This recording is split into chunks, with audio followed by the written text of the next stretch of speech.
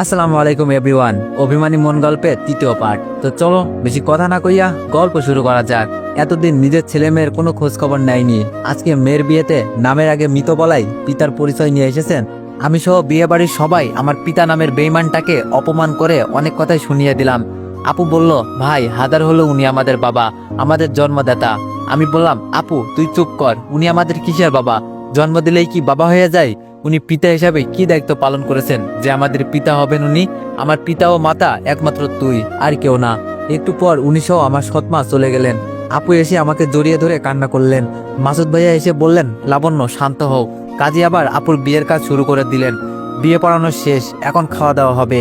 আমি একটা জিনিস ভেবে পাচ্ছি না, মিতুকে সেই সকালে আপুর সাথে রুমে দেখলাম, ও কোথায় গিয়েছে? মনে মনে খুঁজছি কিন্তু পাচ্ছি না। অতপর মিতু সহ ওর বান্ধবীদের দেখা মিলল খাবার টেবিলে। আমি খেয়াল করে দেখলাম মিতুর সাথে যারা বসে আছে একটাও আমার চেনা পরিচিত কেউ না। আমি উপর দিকে এক টেবিলে খাবার দিচ্ছি, হঠাৎ মিতুর এক বান্ধবী আমাকে ডেকে বলল, তুমি আবির না? আমি বললাম, হুম। মেয়েটি বলল, আরে চিনতে পারো নাই আমাকে? একদিন না তুমি আমি মিতু একসাথে তোমাদের কলেজে গিয়ে আড্ডা দিয়ে আসলাম। আমি বললাম, আসলে আমার তো মনে পড়ছে না। মেয়েটি বলল, ও আচ্ছা। আমি আবার একটু এদিকে আসলাম। মেয়েটি বলল, কিরে মিতু, আবিরের সাথে কথা বললি না যে? ওনা তোর বেস্ট ফ্রেন্ড, ঝগড়া করেছিস নাকি?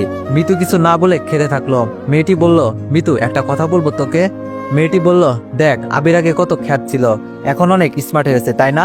মিতু বলল, কেন তোর কি পছন্দ হয়েছে আবিরকে? ডাক দিয়ে বলবো যে তুই প্রেম করবি ওর সাথে? মেয়েটি বলল, আরে না, এগুলো কি বলিস? মিতু বলল, তাহলে চুপ করে খা।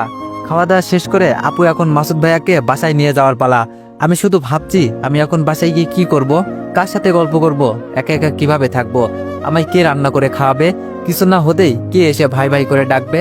আপু অনেক কান্না করলেন, কিন্তু আমি চাইলেও আপুর মতো করে চিৎকার করে কাঁদতে পারলাম না। শুধু দু চোখ বেয়ে জল বেয়ে পড়লো। আমি আপুকে বিদায় দিলাম। একে একে সবাই হোটেল থেকে বিদায় নিল। আমিও বের হয়ে আসছি আর ভাবছি, আপু যখন মেয়ে হয়ে জন্ম নিয়েছে তখন তাকে পরের ঘরে একদিন না একদিন যেতেই হবে। কিন্তু আজ আমার মনে হচ্ছে আমি যেন আজ সত্যি এতিম হয়ে গেলাম। বাসায় এসে বসতে আপু ওর বাটন ফোনে ফোন দিলাম। অনেকক্ষণ আপুর সাথে কথা হলো। ও অনেক কান্না করলো। আমি কি বলে সান্ত্বনা দিব তার ভাষা খুঁজে পেলাম না। 2 দিন পর ওয়ার্কশপে সেলাই মেশিন কাজ করার সবাই আমাদের বাসায় আসলো। তারা বলল, বাবা 3 দিন হলো আমরা সবাই কাজ করতে এসে প্রতিদিন ঘুরে যাচ্ছি, তোমরা কি আর আমাদের দিয়ে কাজ করাবে না? আমরা কি ঠিকমতো কাজ করি না, নাকি আমাদের কাজে তোমাদের পোষাচ্ছে না? আমি বললাম, আসলে তা নয়, আমার আপুর বিয়ে হলো তো তাই আর কি। তারা বলল, ও আচ্ছা, লাবণ্য মামুনির বিয়ে হয়ে গেল, তা বাবা জামাই কি করে? আমি বললাম, দুলাভাই পুলিশ অফিসার। তারা বলল, ও লাবণ্য মামুনি ভালোই ভাগ্যবতী, তাহলে এমন একটা বর পেলেও। আমি বললাম, আপনারা বসুন একটু। আমি ওনাদেরকে একসাথে অগ্রিম বেতন দিয়ে দিলাম। ওনারা টাকা পেয়ে এতটা খুশি হবে আমি ভাবিনি। কেউ কেউ তো বলল, বাবা এতদিন যে আমরা গার্মেন্টসে নিজেদের হাড় ভাঙা পরিশ্রম করলাম, কোনো সময় ঠিকমতো টাকা পাইনি, আর তুমি আমাদের অগ্রিম বেতন দিয়ে দিলে, আমরাও আমাদের সর্বোচ্চ দিয়ে কাজ করব, কথা দিলাম। আমি বললাম, আচ্ছা তাহলে কাল হতেই আপনারা আবার নিয়মিত কাজে আসা শুরু করুন। ওনারা সবাই চলে গেল। আমি জানি যারা এসেছিল তারা সবাই গরিব, 1 মাস পর তো ওনাদের বেতন দিতেই হতো, এখনই টাকা আছে তো দিতে সমস্যা কোথায়? তাই দিয়ে দিলাম, এতে ওনারা কাজ করতে ভালো উৎসাহ হবেন। ভেবেছিলাম নিজের ভাগ্যটা নিজেই লিখবো, কিন্তু আপু এসে সাময়িকের জন্য আমার সাথে যোগ দিয়ে আমার সঠিক ও ভালো একটা পথ দেখিয়ে দিয়ে চলে গেল। যাক, নিজের ভাগ্য নিজেরই লিখতে হয় তা বুঝতে পারলাম।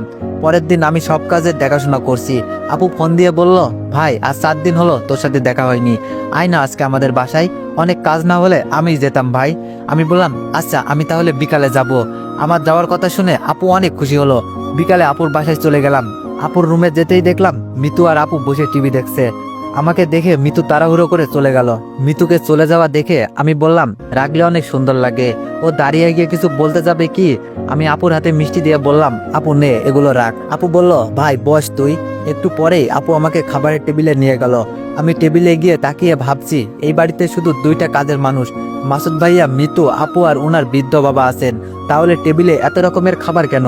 আপু বলল, কি হলো বস? আমি খাবার টেবিলে বসতে ভাবি অনেক খিদে পেয়েছে, খেতে দাও বলতে বলতে মিতু আসলো খেতে। ও আমাকে দেখে আবার ঘুরপাক খেয়ে চলে যাবে কি? আপু বলল, কোথায় যাচ্ছ, এসেও খাবে না? মিতু বলল, পরে খাবো, আমার রুমে খাবার দিয়ে রেখো। মুখটা বাঁকা করে চলে গেল।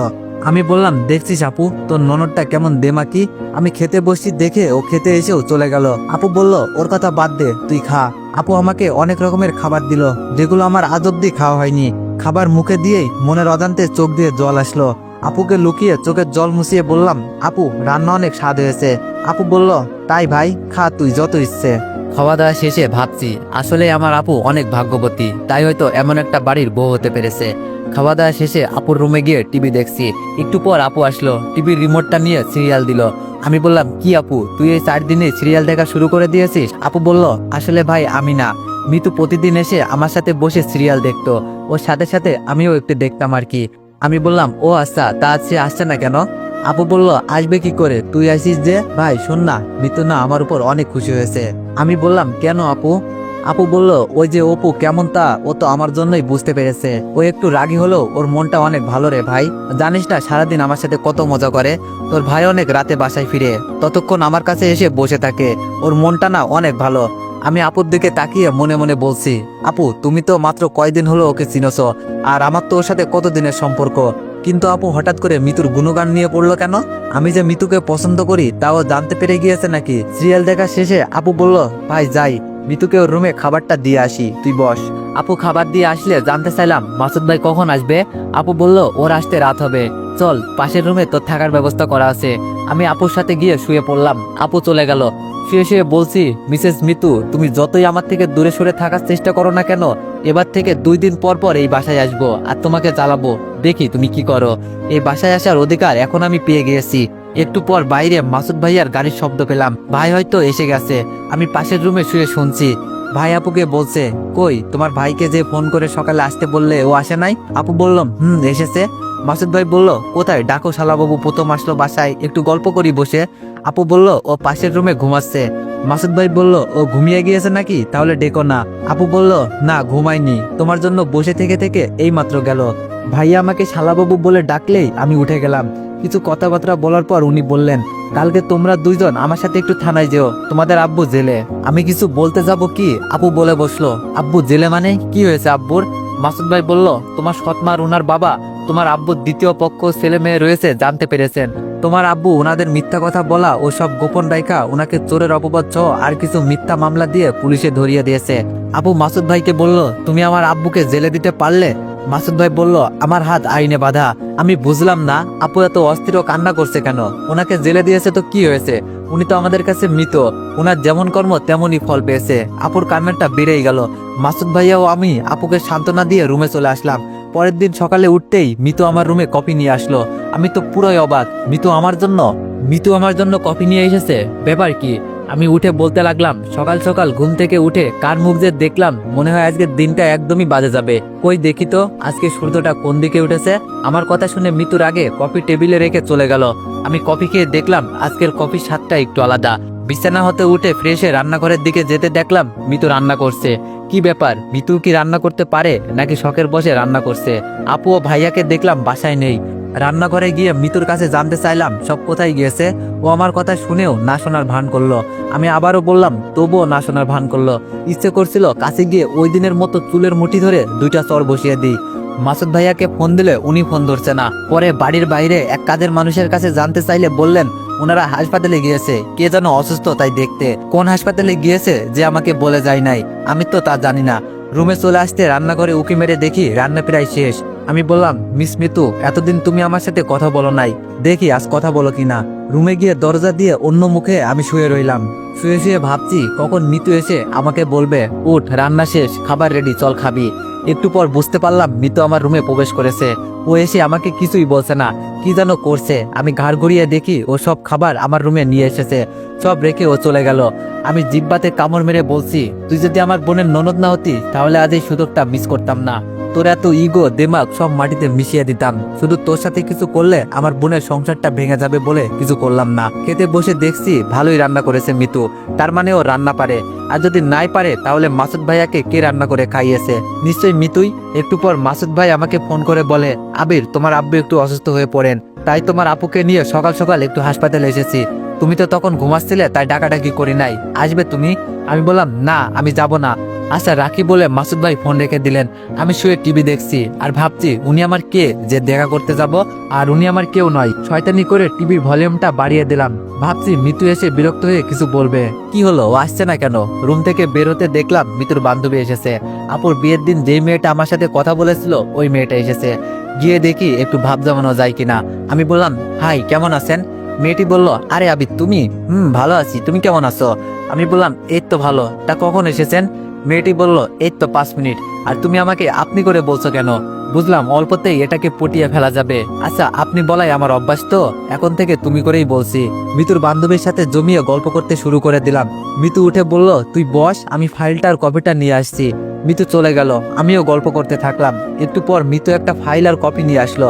আমি কপি খেতে খেতে বললাম কিসের ফাইল এটা? মেয়েটি বলল আমি আব্বুর থানার পাই দিয়েই যাব, তাই আব্বুর থানা থেকে ফোন করে আমাকে বললেন মিতুর ভাই আজকে থানায় আসবেন না, ফাইলটা নিয়ে যেতে, তাই এসেছি আর কি। আমি বললাম তার মানে তোমার আব্বু পুলিশ? মেয়েটি বলল আব্বু থানার এসআই। আমি কপি হাতে উঠে আসতে ওর বান্ধবী বলল কি হলো, কোথায় যাচ্ছেন? আমি বললাম না আসলে আমার একটু কাজ আছে আর কি। উঠে আসতে মিতু মুচকে হাসি দিল।